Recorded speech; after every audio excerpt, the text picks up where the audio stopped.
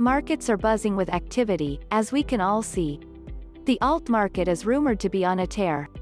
Bitcoin's latest record has now been multiplied. Both Litecoin and Ethereum have recently reached similar highs. Bitcoin, Ether, and Litecoin, as the presumed top 3 cryptocurrencies, appear to define, on average, the bulk of all crypto trading value, whereas alts are increasingly relying on that percentage. The paradigm shared by Bitcoin and Litecoin, with a small cap, is one of the most significant facets of valuation that investors pursue in crypto. The number of coins that will ever be minted has a limit. However, although it is enormous, Ether does not have the same limit, although it has been debated many times. Does this imply that the same pumps that scale for the other two giants will ultimately scale differently for ETH? This is only one of the problems that Ethereum will face in the future. Beyond the smart contracts and thousands of tokens it now supports, mostly ERC20, but the fun in non-fungibles is going to broaden it out further across the different protocols. The thing that most would say Ether has going for it is that it is built to be modular, programmable, and useful for a wide range of cryptographic wonders beyond just solutions in finance. It's not that other systems can't, but Ethereum's coin was created especially to render the crypto environment more open, programmable, and easier to understand. All of this points to Ether's potential course, as many upgrades are thought to be needed for it to scale properly. This course is known as ETH 2.0, which consists of a series of cautious moves. Ethereum is working on 3 key fields to make Ether a more forward-thinking substance. They are scalability, security, and long-term viability, and because this is a 3S solution, it must be special. As I previously said, this is a very brief summary, and my thinking process for this particular post is clearly this.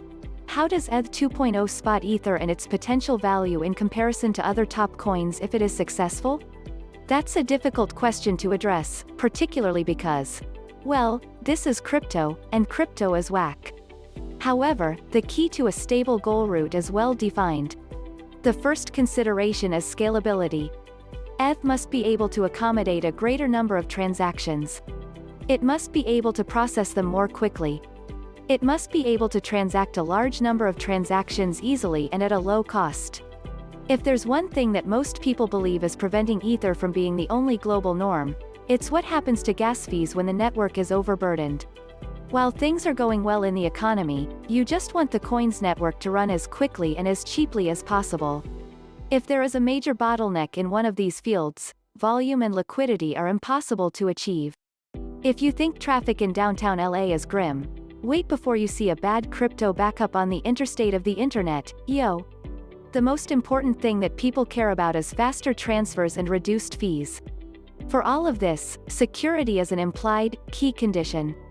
People get easily scared when there is a hack or an on-chain attack of some kind, and then they calm down, read the evidence, and gradually develop a false sense of security that all will be perfect from here on out. The reality is that talented programmers are working around the clock on matters of safety and security. They have decisions that affect the world's financial future in their hands, which is a frightening prospect given how experimental anything is.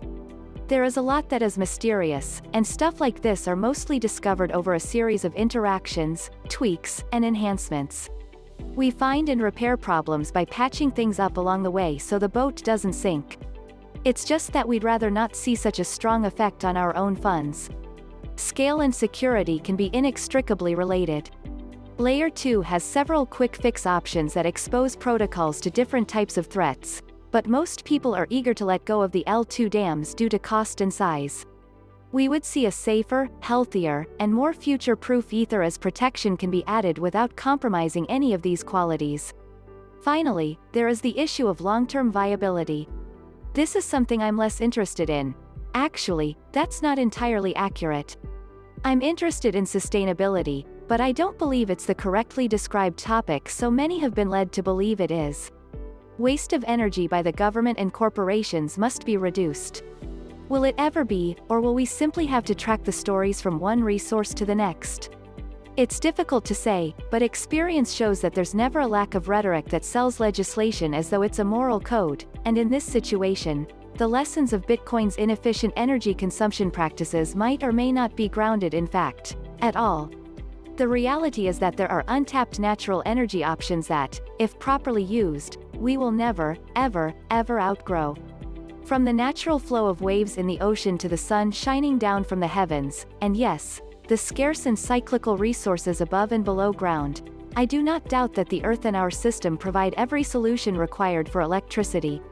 The fact that mining Bitcoin consumes a lot of electricity may not inherently imply that it is an energy problem, however, it does indicate that it necessitates strong resource management. Many of these challenges, from cost to location to upgrading the individual chips according to Moore's rule, can be rendered non-issues by fixing them rather than avoiding them. However, in the context of ETH 2.0, sustainability entails a turn towards staking, something I'm not very fond of. Ether?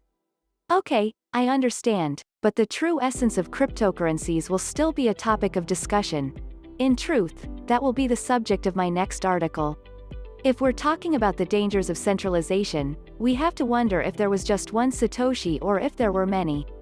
Who really is in charge of Bitcoin? Is there anybody here? Is it really a self-contained network of equal-footed machines scattered across the world, or are we witnessing power concentration? Is a democracy, in reality, the most liberating means of decentralizing power? One could argue that democratization is the chosen Trojan horse used by totalitarian regimes to dupe citizens into believing they are voting for their own rights while they are simply voting for choices that restrict their own authority. Staking, by definition, necessitates a financial investment in a commodity to have a say in its growth. If you have to spend to be noticed, or if you have to spend to add value, you are just as valuable as your wallet. Isn't this one of the reasons we despise centralization?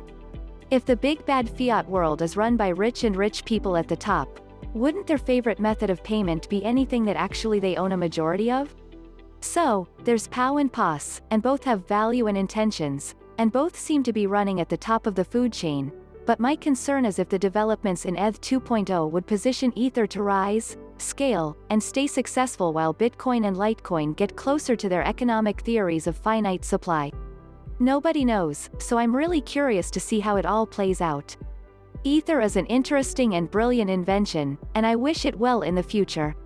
It's a unique model, and it's already the envy of a slew of imitators who can struggle with cost and scale in more efficient ways than Ethereum, or they may just haven't yet run into the same scaling problems. Finally, as the months and years pass, my question bears repeating. Ether is doing well so far. For their enhancements and patches, it's a good idea to go slow and steady. I'm optimistic and supportive of the progress they create. We'll just have to wait to see what happens, and if it's anything like the previous year, it'll be exciting.